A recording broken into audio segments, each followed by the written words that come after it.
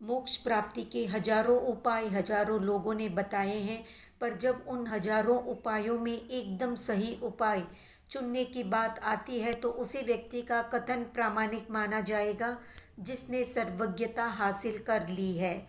जिसने खुद सर्वज्ञता हासिल नहीं करी तो वो अपने अधूरे ज्ञान से दूसरों को मार्गदर्शन नहीं दे पाएगा। तो इस मामले में हर वो व्यक्ति भाग्यशाली है जिसे भगवान महावीर पर श्रद्धा है, उनके वचनों पर विश्वास है। तो जानते हैं सर्वज्ञ भगवान मुक्ति का आसान सा कौन सा रास्ता बताते हैं।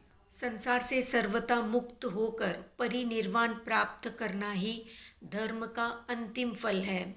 संसार या कर्म छेदन के 3 साधन भगवान महावीर ने बताए हैं। संसार कर्मों पर निर्भर है। जो साधक मल आवरण विशेष रूप कर्मों का सर्वथा क्षय कर देता है वो अनादि अनंत संसार रूपी गहन वन से पार हो जाता है।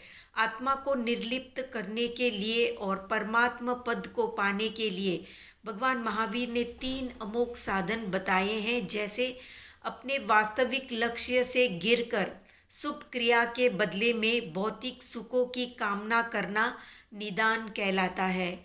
संयम और तप आदि शुभ अनुष्ठान करने पर इहलौकिक और पारलौकिक भोगों की कामना न करना ही अनिदान कहलाता है।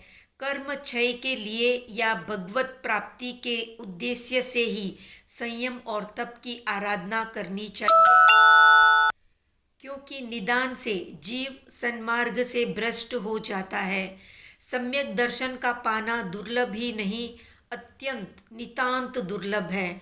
सत्य के प्रकाश को प्राप्त करना ही सम्यक दर्शन है, पर दूसरे शब्दों में तत्वार्थ पर और कर्म क्षय के अचूक उपायों पर दृढ़ निष्ठा रखना भी सम्यक दर्शन कहलाता है।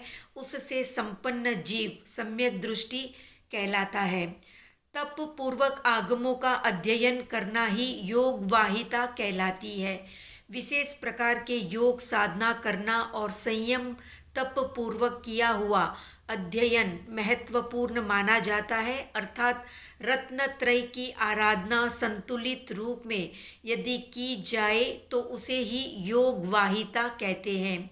अनिदानता से साधक संयम और समाधि का दुरुपयोग नहीं करता और सम्यक दृष्टि से वास्तविक लक्ष्य की ओर बढ़ता हुआ परिशह और उपसर्गों पर विजय प्राप्त करता है। अनिदानता और सम्यक दृष्टिता ये दोनों योग वाहिता के रक्षक, पोषक और सहायक है।